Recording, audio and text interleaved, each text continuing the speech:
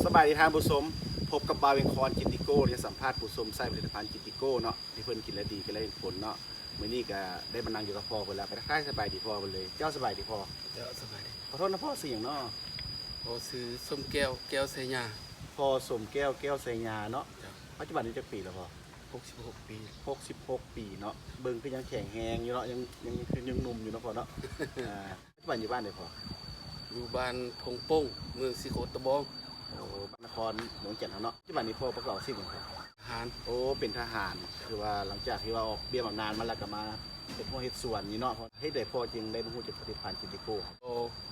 พอก็มีอาการเจ็บมาดนแล้ว เจ้าได้สาวปลายปีนี่แหละสาว เจ็บ ปลายปี อันนี้เขาเอิ้นว่าความไทยเฮาเอิ้นว่าเขาว่าประดงเส้น โอ้ประดงเส้น ป เนาะ ระดงเส้นอะไรเจ็บตามอันนี้ เจ้า ไข้ คอ ไข้ เนาะ ขึ้นละห่อน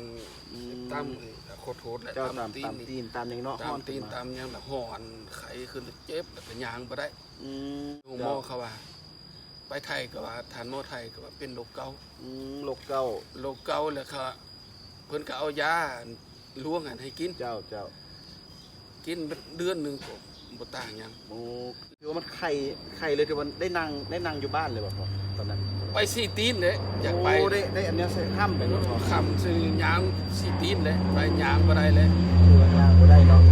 หลังจากนั้นก็ได้ยินว่าจิติโก้สามารถรักษาได้เนาะ วันนี้ปวด โอ้คือว่าพอแก้ปวดบรรเทาไปเนาะ แกปวดบรรเทา เจ้า กินใส่ได้4-5 ชั่วโมงนี่ก็ดี เดี๋ยวอยากแก้ปวดเป็นไห้เนาะ ต่อมาเพิ่นโฆษณาว่าเจนติโก้นี่ปวดหลายแนว เจ้า เป็นประดงประเด้งเป็นโรคกอกโรคเกาต์ก็ดีว่าซั่น เจ้า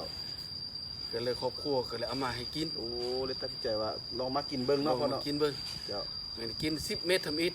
ก็ยังเจ็บ มันเจ็บแห้งขึ้นบ่เป็นชนิด ก็บ่แห้งก็เจ็บธรรมดานะแต่บ่ทันดี เจ้า มากินลงอีกหมดกับหนึง เจ้า รู้สึกว่า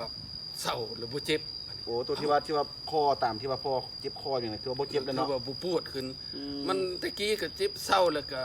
เป็นเศร้าแล้วก็เป็นหั่นนะมันก็บ่เป็นปกติ คือว่าบ่ขาดมันซะเนาะ บ่ขาด เจ้าบ่หายขาด มากินหมดกับหนึง เจ้า เอ้า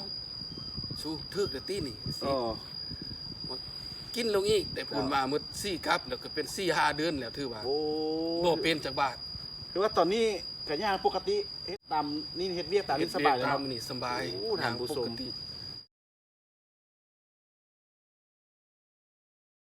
กับหมู่กับผู้พักพวกว่าโอ้ไปติอยู่ได้อยู่ ก่อนพักหมู่ครูมักเห็นว่าเฮาได้นั่งได้คำสี่ขา แต่ บ่ คำสี่ขาแล้วมันยางบ่ได้เลย เจ้า อยู่ นอก ใน นอกจากที่ว่าเป็นโรคเก้ามีอย่างอื่นอีกบ่พอที่ว่าพอ ความดันสูง โอ้ความดันสูง ความดันสูงนี่บางเทื่อนี่ก็190 200 โอ้เจ้า ก็บ่ฮู้สาเหตุเลย เจ้า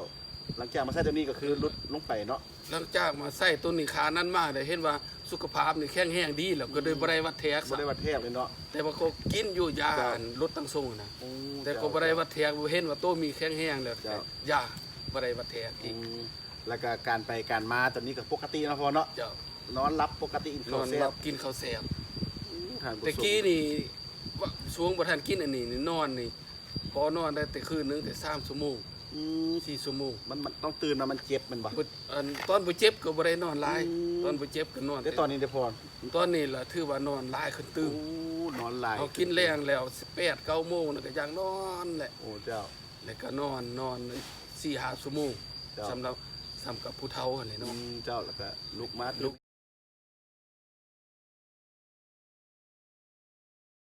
สุดท้ายที่ก็อยากให้พ่อฝากถึงท่านผู้ชมทางบ้านเนาะที่ว่าเป็นโรคคือพ่อใครมาสนใจผลิตภัณฑ์จินติโก้เฮาเจ้าขอเชิญครับ อันนี้ก็ข้าพเจ้าขอฝากถึงพ่อแม่พี่น้องทางบ้านคันผู้ใดเป็นโรคเขาเอิ้นว่าไทยเขาเอิ้นว่าโรคเกาต์ เจ้า ลาวเอิ้นว่าประดงเส้น เจ้า แล้วก็ไผเป็นพญาต้นนี้คือข้าพเจ้านี่แหละก็เชิญชวนเอาพี่น้องญาติพี่น้องอีหยังทั้งหลายแหละก็มากินเจนติเกิลนี่ลองเบิ่ง เจ้า สำหรับข้าพเจ้าแล้วถือว่าถึก เจ้า ถือว่าดี เจ้า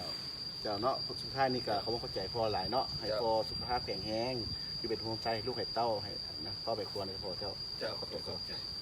เจ้าขอบใจทานผู้ชม